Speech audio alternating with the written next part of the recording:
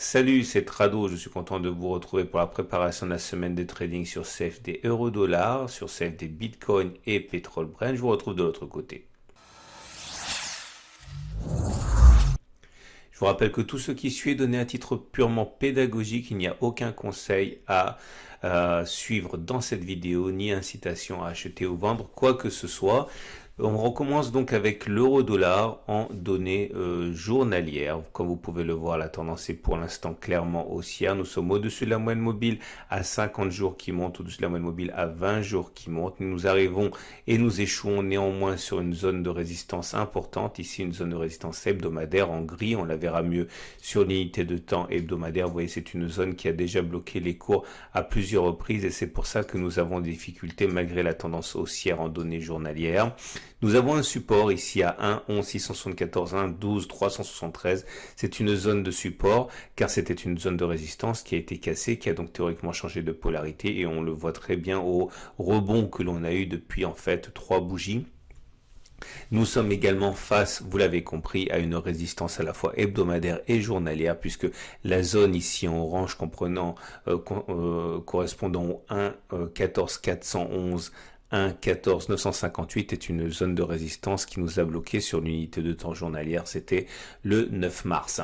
On descend d'une unité de temps pour regarder ce qui se passe sur l'unité de temps 4 heures. Sur l'unité de temps 4 heures, la tendance n'est plus du tout haussière, par contre vous pouvez le voir ici. Nous sommes plutôt sur une tendance neutre à légèrement baissière, neutre au regard de la moyenne mobile à 50 jours puisque nous sommes en dessous de cette moyenne mobile à 50 jours, mais celle-ci ne descend pas vraiment, donc on est en tendance neutre sur les unités de fond. Par contre sur l'unité de temps de court terme et la tendance de court terme donnée par la moyenne mobile à 20 périodes, eh bien nous sommes baissiers puisque nous sommes en dessous et que celle-ci descend. Alors ceux qui veulent se mettre dans le sens de la tendance baissière des unités 4 heures, eh bien ont plusieurs solutions. Soit ils attendent un aveu de faiblesse sur la zone sur laquelle nous sommes actuellement, puisque c'est une zone de résistance, ça a été une zone de support, ça a été cassé et donc ça a changé de polarité, donc c'est une zone de résistance. Pour l'instant, on ne voit aucun signe de faiblesse, mais il y a fort à parier qu'au premier signe de faiblesse sur cette unité de temps et dans cette zone verte, eh bien des traders pourraient être intéressés par engager une position baissière. Toute cette zone orange et grise correspond également à une zone où des tendances ou des trades baissiers pourraient être bien accueillis par les traders qui ont un biais baissier puisque ce sont des zones tracées sur une unité de temps supérieure, donc qui ont plus de force qu'une unité de temps 4 heures.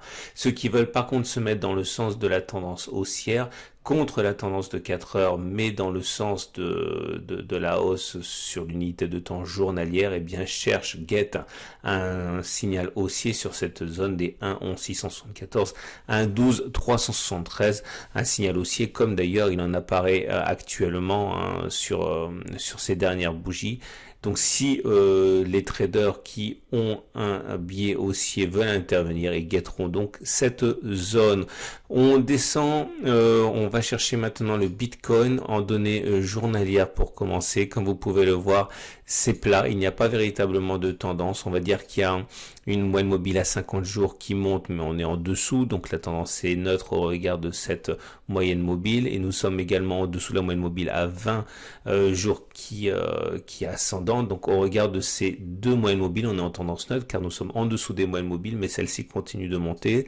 Le support évident en données journalières est là, 8707, 8400 pour le support journalier, 9990, 10090 pour la résistance journalière.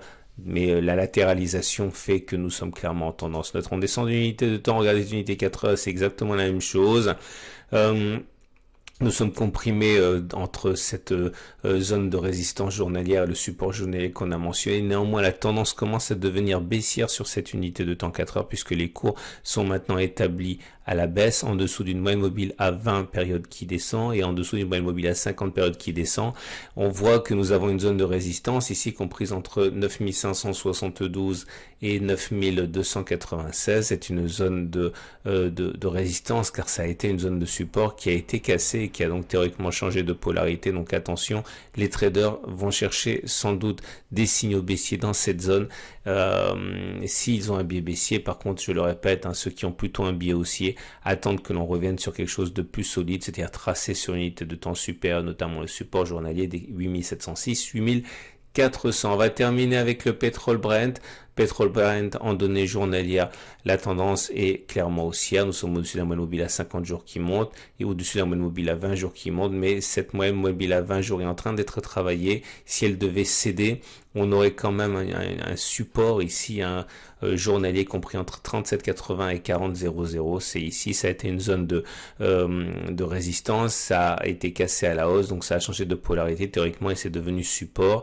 Et la prochaine résistance, elle est là, 50,29, 53,13, c'est la zone qui est à l'origine du reflux. C'était il y a 6 séances. On descend en unité de temps, il a donné 4 heures avec un constat qui est le même que pour le Bitcoin, à savoir que la tendance elle est baissière. On est en dessous de la moyenne mobile à 50 périodes et en dessous de la moyenne mobile à 20 périodes qui descendent toutes les deux. Ceux qui veulent se mettre dans le sens de la baisse, dans le sens de la tendance 4 heures, attendent sans doute que l'on échoue sur les 38,80, 39,04, c'est la zone en bleu ici qui était zone de support, qui a été cassée, qui a donc changé de polarité en devenant résistance. Et c'est très clair sur ce cluster de bougies qui a montré l'impossibilité des haussiers de confirmer.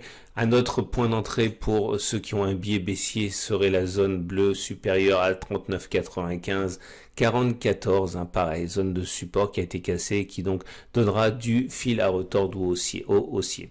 Par contre, ceux qui veulent plutôt se mettre dans le sens de l'achat attendent une réaction de force sur les 37,48, 35,18, la zone orange ici, puisque c'est une zone tracée sur une unité de temps supérieure.